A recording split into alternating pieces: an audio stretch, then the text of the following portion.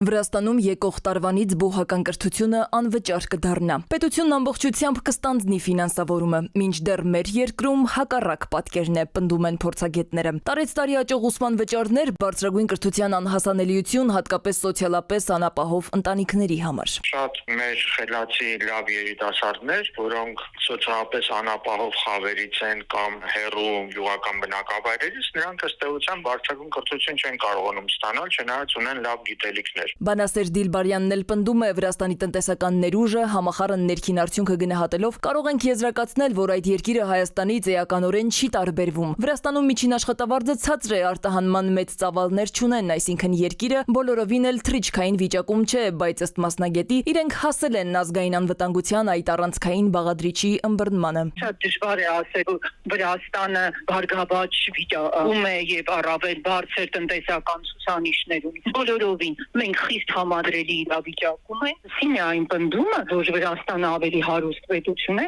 դրա համար կարող է իրեն թույլ տալ նման շռայլություն։ Այս տարվադրությամբ բրիտանական հեղինակավոր QS վարկանիշավորման աղյուսակում Հայաստանից միայն մեկ բուհ է ընդգրկված Երևանի պետական համալսարանը, որը զբաղեցնում է 1001-ից 1200-րդ տեղերը։ Մինչդեռ Վրաստանը ունի 3 բուհ, որոնք ընդգրկված են լավագույն 1000-ի մեջ, ինչը ցույց է տալիս, որ Վրաստանը Հայաստանի համեմատ ավելի բարձրորակ կրթություն է տրամադրում։ Մասնագետները նկատում են, որպիսի մեր երկիրն էլ անցնի բուհական անվճար կրթության, քաղաքական կամք է հարկավոր։ Ժամանակն է կրթական ոլորտի խնդիրները բերել առաջնագիծ։ Տարեց տարի մենք արձանագրում ենք վարձավճարների բարձրացում եւ արդյունքում ուսանողների զգալի մասը առաջին իսկ կուրսից փորձում է աշխատել, դրա պատճառով նրանք դասի չեն գալի, ուսման որակն է կորչում, թոշակներ գրեթե չունենք, միայն մի քանի ռազմավարական ընտրված ուղղություններում կարող են գումարներ տրամադրել։ Պետական կրթաթոշակով սովորող ուսանողների թիվը չի գերազանցում ողջ ուսանողական համակազմի 15-20%-ը։ Քայլ առ քայլ պետք է բարձրացնել այդ տոկոսը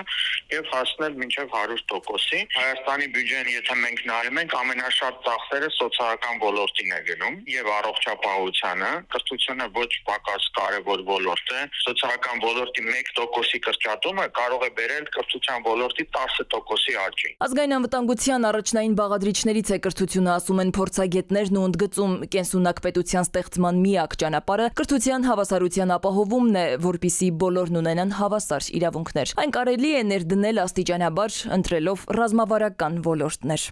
Սվետլանա Ավդիշյան, ժամը լրատվական։